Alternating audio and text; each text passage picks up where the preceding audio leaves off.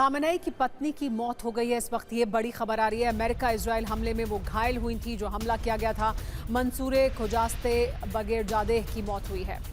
उनकी उस दिन जब हमला किया गया था उस घर पर जिसमें मौजूद थे खामेनेई, उनके साथ साथ उनके परिवार के तमाम और सदस्य मौजूद थे। उनकी बेटी, उनके दामाद, उनकी पोती, बहू, ये तमाम लोग मारे गए थे।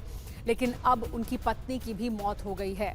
हमले के बाद वो घायल हुई थी, इलाज चल रहा था, लेकिन अमेरिकी हमले में वो बुरी तरह से घायल होने के बाद इलाज के दौरान उनकी अब आज जानकारी है। UEM जयपुर एक आदर्श लक्ष्य है। भावी छात्रों के लिए अच्छी नौकरी, भविष्य के लिए तैयार कौशल के साथ अच्छी शिक्षा। सामने आई है कि उनकी भी मौत हो गई है। उनकी आज मौत हो गई है। उस दिन वो घायल हुई थी, लेकिन इलाज के दौरान आज उनकी मौत हुई है। अमेरिकी हमला जब हुआ उस वक्त, क्योंकि अली खामेनेई के परिवार के सभी सदस्य उस वक्त उस घर में मौजूद थे, उनमें से कई लोगों की उस दिन मौत हुई थी। लेकिन अब आज मंसूरे खोजस्ते बगेरजादे यानी खामेनेई की पत्नी की आज मौत हो गई है, ये जानकारी आ रही है। लेकिन बात करते हैं इस युद्ध की। क्या अभी तक दुनिया ने जो देखा है वो सिर्फ एक ट्रेलर है?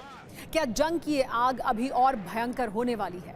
क्योंकि अभी तक लड़ाई सिर्फ ईरान, अमेरिका और इजराइल की थी, लेकिन अब इसमें 2, 5 या 10 नहीं, पूरे 17 देश शामिल हो चुके हैं।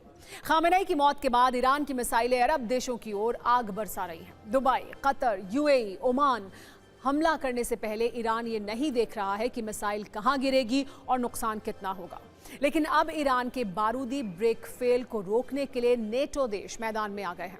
और अब ये जंग सिर्फ ईरान वर्सेस इजराइल नहीं, बल्कि ईरान वर्सेस 17 देशों की हो चुकी है। जिस तरह युद्ध की चिंगारी भड़क रही है उससे न सिर्फ डिफेंस एक्सपर्ट्स हैरान हैं, बल्कि अमेरिका भी चौंक गया है। जिसे लग रहा था कि खामेनेई की मौत के बाद ईरान सरेंडर कर देगा, वहां की सत्ता ट्रंप के आगे घुटने टेक देगी। लेकिन अब तक न ऐसा हुआ है और ना ही ऐसी कोई तस्वीर आगे नजर आ रही है, बल्कि जंग का दायरा हर एक घंटे के साथ बढ़ता ही चला जा रहा है। सबसे पहले हम आपको बताते हैं कि वो कौन से 18 देश हैं जो या तो जंग की इस आग में जल रहे हैं या फिर ईरान से टकराने के लिए वॉर जोन में आ चुके हैं। इनमें 3 नाम तो सबसे आगे हैं, यानी ईरान, इजराइल और अमेरिका। लेकिन इसके बाद बस आप गिनते जाइए।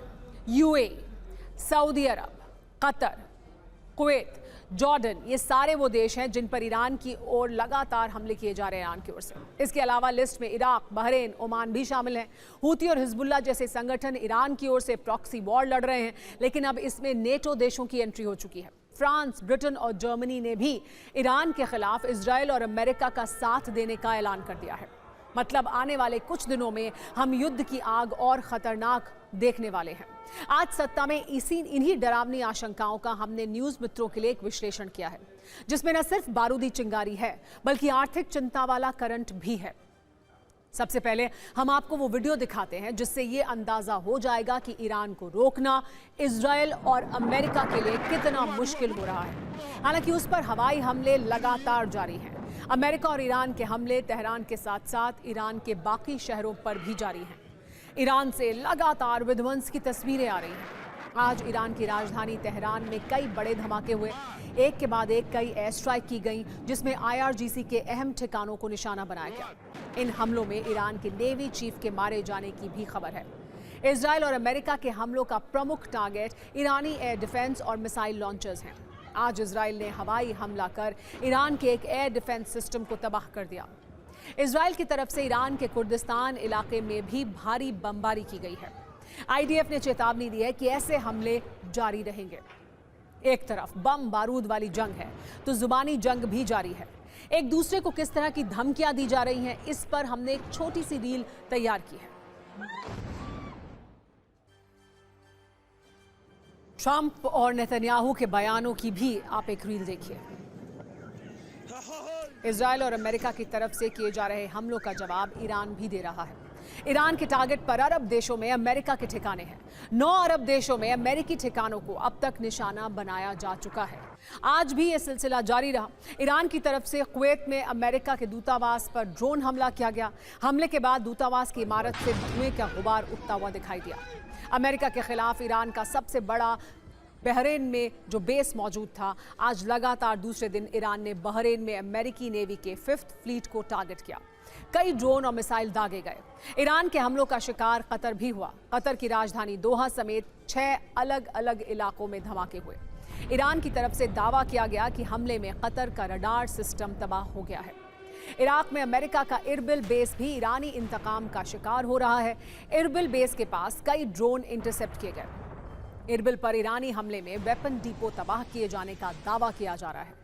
आज सबसे हैरान कर देने वाला हमला सऊदी अरब पर हुआ, जहां सरकारी तेल कंपनी अरामको की ऑयल रिफाइनरी को निशाना बनाया गया। हमले के बाद रिफाइनरी में आग लग गई। इस हमले के बाद ऐसा माना जा रहा है कि सऊदी अरब भी ईरान के खिलाफ हमले कर सकता है। ईरानी मिसाइलों के निशाने पर आज यूएई भी था।